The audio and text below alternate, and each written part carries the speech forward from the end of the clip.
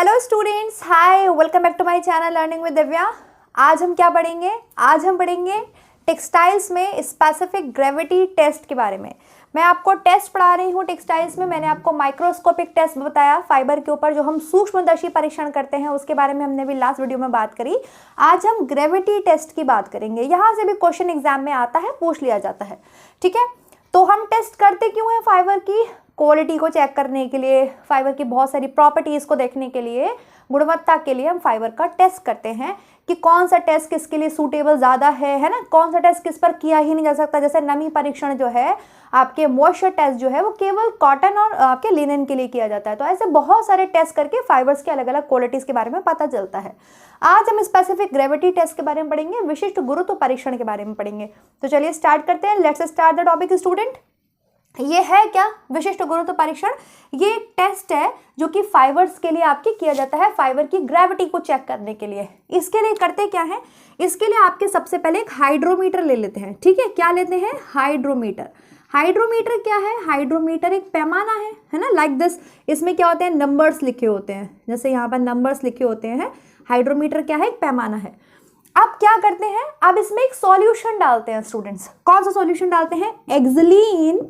एक्सिलीन and carbon tetrachloride, ठीक है। Visible है सबको?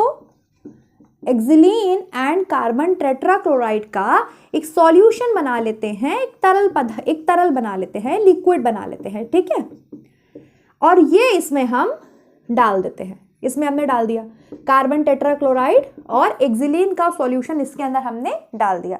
एक्सिलीन को हिंदी में ऐसे ही लिखते हैं,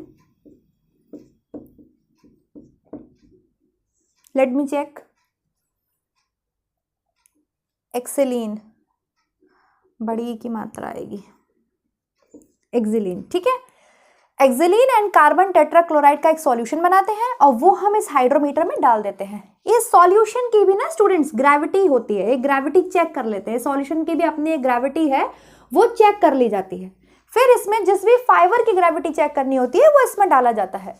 तो अगर फाइबर की जो आपके, मान लीजिए कोई भी फाइबर है और इस सॉल्यूशन की ग्रेविटी से, ठीक है, उस फाइबर की ग्रेविटी ज्यादा है, तो वो क्या होगा? वो तो डूब जाएगा, इसमें वो डूब जाएगा, है ना। समझ में आ रही ना? एक तो इस सॉल्यूशन की ग्रेविटी है, हमने चेक करके रखी हुई है, वो ऐसे बताई नहीं गई है बुक में, लेकिन होती है भाई। इसकी ग्रेविटी भी चेक कर लेते हैं सॉल्यूशन की। अब हमने कोई भी फाइबर इसमें डाला, तो अगर फाइबर की ग्रेविटी इस सॉल्यूशन की ग्रेविटी से ज्यादा है, तो वो इसमें डूब जाएगा ना, डूब जाएगा। और अगर फाइबर की ग्रेविटी इस सॉल्यूशन की ग्रेविटी से कम है ना, फाइबर की ग्रेविटी सॉल्यूशन की ग्रेविटी से कम है, तो वो आपको इस सॉल्यूशन में ऊपर तैरता हुआ नजर आएगा। ऐसे हम क्या करते हैं? फाइबर्स की ग्रेविटी को चेक करते हैं। जिस भी फाइबर की हमें ग्रेविटी चेक करनी है, हम कपड़े में से उसका एक यान, उसका एक धागा या फाइबर निकाल लेते हैं और फिर हम क्या करते हैं? ग्रेविटी को चेक करते हैं। स्पेसिफिक ग्रेविटी टेस्ट है, ये फाइबर्स के ऊपर की जाती है ना। चलो एक बार मैं इसको अच्छे से पढ़ भी देती हूँ। देखिए, इस परीक्षण के लिए रेशों को एक विशिष्ट गुरुत्व वाले तरल पदार्थ में डाला जाता है। बिल्कुल, ये विशिष्ट गुरुत्व वाला तरल पदार्थ है, ये स्पेसिफिक ग्रेविटेशनल आपके सॉल्यूशन है। इस तरल पदार्थ का विशिष्ट गुरुत्व जो है वो पहले से ही ज्ञात कर लिया जाता है, पहले से ही पता कर लिया जाता है। यदि रेशे का विशिष्ट गुरुत्व, रेशा मतलब फाइबर, ठीक है, इसका विशिष्ट गुरुत्व इस तरल विशिष्ट गुरुत्व से अधिक होता है। रेशे का गुरुत्व अगर इस वाले सॉल्यूशन से ज्यादा है, ग्रेविटी से ज्यादा है, इस सॉल्यूशन की ग्रेविटी से ज्यादा है, तो वो क्या होगा? उसमें डूब जाएगा। जैसे हमने बात करी, ये फाइबर डूब जाएगा, ठीक है। और अगर सॉल्यूशन की ग्रेविटी से कम है रेशे का गुरुत्व, तो वो क्या होगा? वो उसमें ऊपर तैरता रहेगा। इस तरीके से आपके जो है ग्रेविटी टेस्ट को मेजर किया जाता है। सॉल्यूशन कौन सा लिया जाता है? एक्सिलीन एंड कार्बन टेट्राक्लोराइड। ये इंपॉर्टेंट है, ये आपको पता होना चाहिए। किसमें करते हैं? पैमाना क्या लेते हैं? उसका नाम है हाइड्रोमीटर। ओके, अब हम ग्रेविटी लिखेंगे, किसकी किसकी कैसी कैसी क्या क्या ग्रेविटी होती है। जब हम टेस्ट करते हैं तो क्या क्या निकल के आता है? तो आपकी सबसे ज्यादा ग्रेविटी आती है, नेचुरल फाइबर्स की बात करते हैं तो कॉटन, ठीक है, लिनन कितनी आती है? 1.52, है ना। इसकी भी कितनी आती है? 1.52, बट ये एग्जैक्ट नहीं है, ये आपके बुक्स में दिया हुआ है। लगभग 1.50 to 1.80 आती है, ठीक है, ये अप्रोक्सीमेटली है, लेकिन आपकी बुक्स में दे दिया गया 1.52, तो बिल्कुल आपको 1.52 ही ध्यान रखना है। ठीक है, मैंने इसलिए बता दिया, बाई चांस 1.52 ना हो तो आप ध्यान रखना 1.50 टू 1.80 तक चली जाती है। ओके, ये आपके अप्रोक्सीमेटली है, लगभग लगभग। ओके, यहाँ पे स्टार लगा लेना, लगभग, लेकिन 1.52 बुक में दिया है। ठीक है, इसके अलावा रेयॉन आ जाता है इसमें। रेयॉन क्योंकि सेल्यूलोजिक है, ठीक है, रेयॉन में कॉटन के लिंटर्स का यूज किया जाता है। रीजेनरेटेड सेल्यूलोजिक आपके ये फाइबर है, इसकी भी 1.52 है ना, इसकी भी ग्रेविटी कितनी है 1.52। इसको याद करने की बहुत सारी ट्रिक्स है, मुझे लिकर से याद है, लिकर, लिकर से याद है ना। ये आपके लिनन हो गया, ये आपके कॉटन हो गया, और ये आपके रेयॉन हो गया, ऐसे मुझे याद है, लिकर से। करेला से याद कर लो, कैसे भी आपको जैसे भी याद कर सकते हैं आप, इसका एक निमोनिक बना लो जो आपको सूटेबल हो, आप उस तरीके से याद कर सकते हो। मुझे ये लिकर से याद है, लिकर, लिकर नहीं होता है, लिकर, लिकर से याद है। ठीक है, तो लिनन, कॉटन और रेयॉन, इनकी तीनों की जो ग्रेविटी है वो 1.52 होती है। इतना लिख लीजिए आप लोग स्टूडेंट्स, लिख लिया 1.52। हाँ, नेक्स्ट आते हैं आपके, सबने लिख लिया? नहीं तो स्क्रीनशॉट ले लीजिए, मैं साइड हो जाती हूँ, स्क्रीनशॉट ले लीजिए आप। चलिए, सिल्क का होता है उल्टा, जस्ट सिल्क का जो है वो उल्टा होता है आपके, इनका जस्ट उल्टा होता है, 1.25 होती है। ऐसे मैं ऑर्डर वाइज मैंने ऐसे याद कर रखा है, ऑर्डर वाइज। ठीक है, जैसे कॉटन, लिनन, रेयॉन की सबसे हाईएस्ट दी हुई है हमारी बुक में 1.52। ओके, तो सिल्क का जस्ट उल्टी होती है 1.25, 2 इधर आ जाता है, 5 इधर चला जाता है, तो ऐसे मैंने याद किया हुआ है कि एक्सेप्शन है 1.25, है ना। नेक्स्ट लिखिए वूल, वूल मतलब ऊन, वून की कितनी होती है 1.32, लिखिए 1.32, 1.32 लिख लीजिए। लिख लिया सबने, इतना लिख लिया? अभी फिर से रिवाइज कर लेंगे हम, कैसे भी। हाँ, आपको जो भी अच्छा लगे, जो भी सूटेबल लगे, उस हिसाब से आप जो है अपनी ट्रिक्स बना लीजिए और इसको याद कर लीजिए। ओके, स्पेसिफिक ग्रेविटी टेस्ट में बस आपको इतना पता होना चाहिए कि हम किस सॉल्यूशन का यूज करते हैं। बाय चांस सॉल्यूशन पूछ ले एग्जाम में, तो एक्सिलीन एंड कार्बन टेट्राक्लोराइड सॉल्यूशन का हम यूज करते हैं। ठीक है, किस में डालते हैं? तो एक हाइड्रोमीटर होता है, हाइड्रोमीटर में हम उस सॉल्यूशन को डाल देते हैं, फिर जिस भी फाइबर का हमको टेस्ट करना होता है उस फाइबर को हम उस सॉल्यूशन के अंदर डालते हैं। ठीक है, तो कितना निकल के आता है, तो हमने कैसे याद करा है, मेरी जो ट्रिक है वो है लिकर, मैं ऐसे लिखती हूँ। ठीक है, तो लिकर है, तो सबसे पहले मैं लिनन से स्टार्ट करूंगी ना, लिनन, कॉटन एंड रेयॉन, ऐसे ऑर्डर में हमने याद किया है। ठीक, तो कितनी है 1.52, 1.52, 1.52, जैसा आपको मन लगे वैसा आप अपना बना करके इसको याद कर सकते हैं।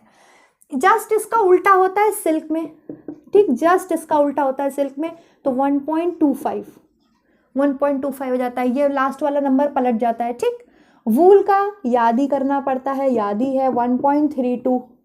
ठीक, नायलॉन, नायलॉन की कम है 1.14 है, 1.14, या एग्जैक्ट नहीं है, एग्जैक्ट तो जाती है आपके 1.11 टू 1.19 तक, कोई बात नहीं, उसको आप मत लिखो, लेकिन 1.14 दी हुई है आपके नायलॉन की, आप लिख सकते हैं 1.14, है ना।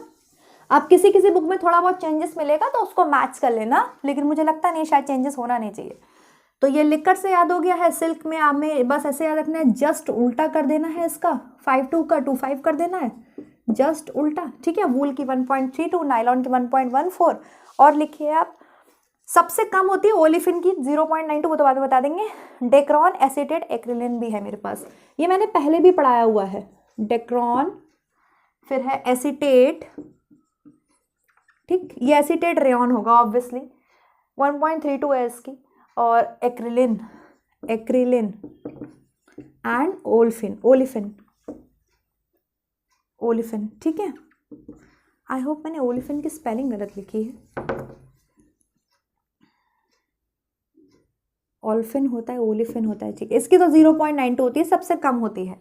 डेक्रॉन की आप लिखेंगे 1.38, एसीटेट की 1.32, दो की आपको 1.32 मिल गई, एक एसीटेट की, एक वूल की।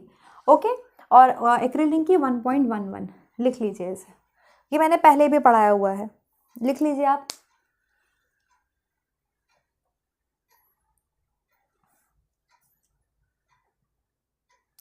आई होप मतलब क्लियर है ये चीज़, आपको अच्छे से समझ में आ गई होगी।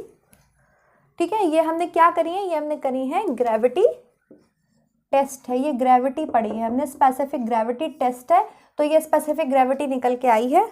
लिकर की क्या है, लिनन कॉटन रेयॉन 1.52 1.52 1.52, इसका जस्ट उल्टा है 25 कर देना है वो सिल्क में, 1.32 वूल और आपके एसीटेट हो गया, नायलॉन की 1.14 है, ओलिफिन की सबसे कम होती है। आपसे एक क्वेश्चन बन सकता है कि सबसे कम जो गुरुत्व है वो किसका होता है, ये प्रश्न आया हुआ भी है, तो वो कौन सा होता है आपके, ओलिफिन होता है। ठीक है, आई होप आपको दिख रहा होगा इतना, ओलिफिन होता है वो 0.92। बस जी इतना ही था आज का टॉपिक, यही है आपके स्पेसिफिक ग्रेविटी टेस्ट। क्या करते हैं, हाइड्रोमीटर में हम कार्बन टेट्राक्लोराइड एंड एक्सिलीन का सॉल्यूशन बनाते हैं, उस सॉल्यूशन की भी ग्रेविटी को पहले से चेक कर लेते हैं, फिर उसमें फाइबर को डालते हैं। तो अगर फाइबर की ग्रेविटी सॉल्यूशन की ग्रेविटी से ज़्यादा है तो वो ऑब्वियसली उसमें फ्लोट करता रहे, सॉरी डूब जाएगा, ज़्यादा है तो डूब जाएगा ना, और अगर कम है तो वो फ्लोट करता रहेगा ऊपर, है ना। और फिर हमने ग्रेविटी निकाल ली है, लिख लीजिए।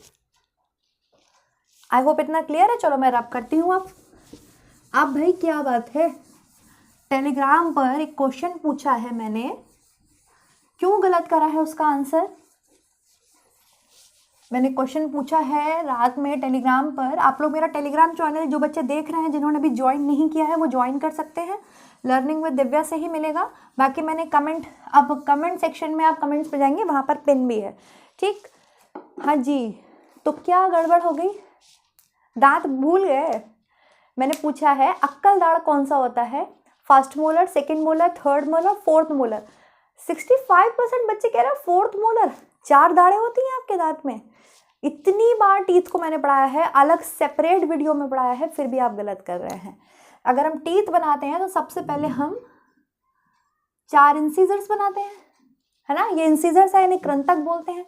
फिर बनाते हैं हम कैनाइंस, हमेशा बताएं चुड़ैलों वाले, भूतों वाले दांत, 2 दर्दनाक। अभी मैं ऊपर का बना रही हूँ। ठीक, साइड्स में होंगे 2 प्रीमोलर, 2 प्रीमोलर, है ना। इधर आएंगे 3 मोलर्स, 3 मोलर्स। ठीक है, जस्ट इसको कर देते हैं हम हाफ, ये इतना ही नीचे होता है। 1 2 3 4 5 6 7 8, 1 2 3 4 5 6 7 8, इतना ही नीचे होगा, है ना। तो 8 8 16 8 24 8 32 दांत टोटल मुंह में होते हैं। बताया है ये फॉर्मूला, है ना। लिख लो, फॉर्मूला भी बना सकते हैं आप, 2 1 2 3, 2 1 2 3, ये फॉर्मूला होता है एडल्ट का। 2 क्या है, 2 इंसीजर्स होते हैं एक साइड, 1 कैनाइन होता है, 2 प्री मोलर होते हैं, 3 मोलर्स होते हैं। तो ये लास्ट वाला मोलर ही तो विजडम टूथ कहलाता है। सबने लगाया, अधिकतर बच्चों ने लगा दिया चौथे नंबर वाला, क्योंकि पता है ना लास्ट में विजडम टूथ आती है चौथे नंबर वाला, मतलब फॉर्मूला भी भूल गए। लगा दो चौथे नंबर वाला आखिर में तो आता है।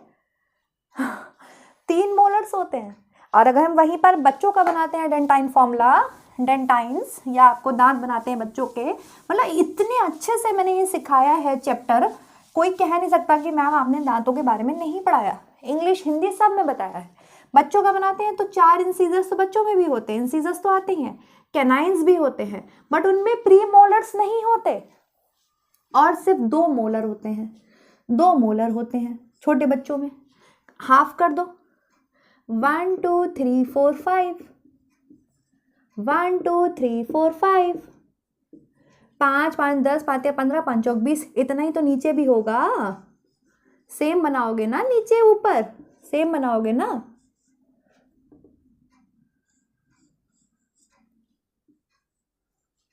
है ना, सेम बनेंगे दांत। तो 5 5 10 5 15 5 20, है ना।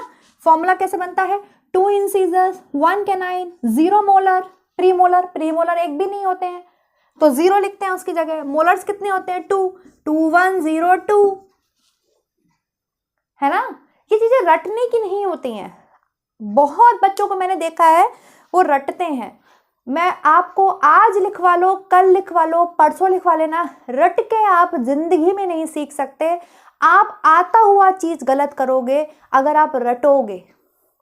आपके माइंड में ये फिट होना चाहिए, फिट होना चाहिए, आपके हाथ में होना चाहिए डायग्राम बनाना। मैं कैसे बना लेती हूँ, क्योंकि मैं प्रैक्टिस करती हूँ। आप पूछते मैम आपको याद कैसे रखता है? मैं भैया सब कुछ याद नहीं रख सकती, लेकिन हाँ जो मुझे याद रहता है वो मैं ऐसे भूलती नहीं। ठीक है, मैं बनाती हूँ। मुझे पता है 4 इंसीजर्स होते हैं, 2 कैनाइंस होते हैं, ठीक है, 2 प्रीमोलर होते हैं, मोलर से पहले वाले प्रीमोलर है ना, अग्रचवर्णक जिसे हिंदी में बोलते हैं, और 3 मोलर होते हैं। तो आखिरी वाला तो विजडम टूथ होता है, जो बच्चों में तो होता ही नहीं और बड़ों में भी आपके 30-32 साल में आके निकलता है, 28-30 साल में आके निकलता है, आखिरी मोलर होता है। यहां भी बना लो, हाफ कर दो, 8 इधर हो गए, 8 इधर हो गए, इतना ही मुंह में नीचे भी होता है, 8 इधर हो गए, 8 इधर हो गए, टोटल हो गए 32। फॉर्मूला भी लिख दो भाई, 2 इंसीजर्स, आई कितने हैं 2, कैनाइन कितना है 1, प्रीमोलर कितने हैं 2, मोलर्स कितने हैं 3, 2 1 2 3, 2 1 2 3, फॉर्मूला बन गया। अब आप इसे रटते रहोगे, जीवन में नहीं कर पाओगे और गलत करोगे अपना आता हुआ आंसर्स।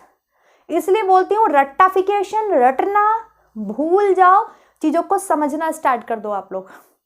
यहां गलती चलेगी, बट एग्जाम में ना आप ऐसे सिर पटक के रह जाओगे, क्योंकि यही चीजें आपको नीचे गिरा देंगी।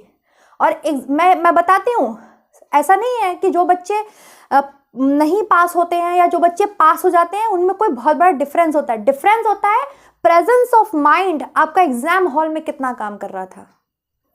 आपको सब कुछ आता होगा, लेकिन आप प्रेजेंस ऑफ माइंड अपने एग्जाम हॉल में कितना यूज करोगे वही आपका बताता है। ठीक है, तो मैं हमेशा आपको समझाती हूँ रटना बंद कर दो और चीजों को समझना, रिवाइज करना स्टार्ट कर दो। उसको बना बना के देखो, बार बार डेंटाइन फॉर्मूला रटते रहोगे 2 1 2 3 2 1 2 3 2 1 0 2, तो कभी जिंदगी में याद नहीं हो पाएगा। तुरंत बनाओ, जस्ट हाफ इधर करो, जस्ट हाफ इधर करो, जस्ट हाफ इधर करो, जस्ट हाफ इधर करो, बनाओ, दांत बनाओ, फॉर्मूला बनाओ, अपने दिमाग में, माइंड में बना लो, अपने ब्रेन में बनाओ फौरन। ठीक है, आप कहेंगे मैम कैसे बनाए ब्रेन में?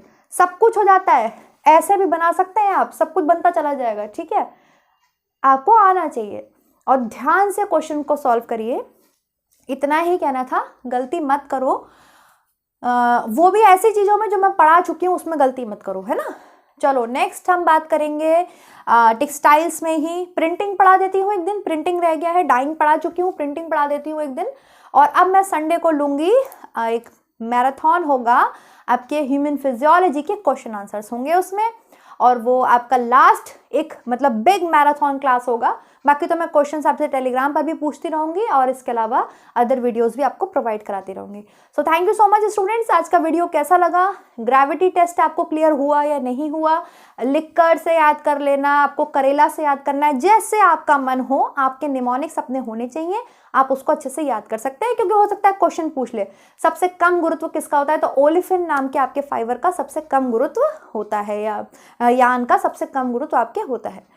I hope I am very clear. चलिए मिलते हैं नेक्स्ट वीडियो में नेक्स्ट टॉपिक के साथ। तब तक अपना ध्यान रखिए। Always support women empowerment. Do subscribe, do like, do share my channel learning with Divya and home science planet. Thank you so much students.